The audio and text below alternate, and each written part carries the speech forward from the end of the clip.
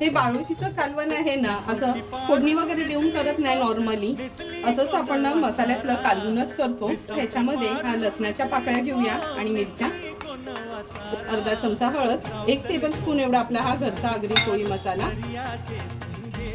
चवीप्रमाणे मीठ, ही चिंच ऍड करूया। तेल घेते, 2 चमचे एवढं तेल घ्यायचं आहे, व्यवस्थित कालवून घेऊया।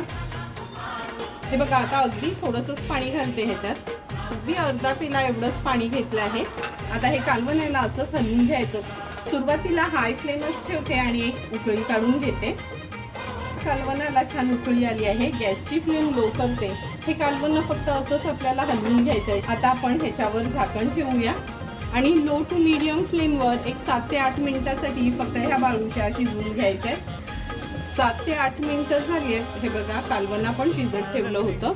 चमचमीत असं आपलं हे बाळूशांचं कालवण तयार झालं।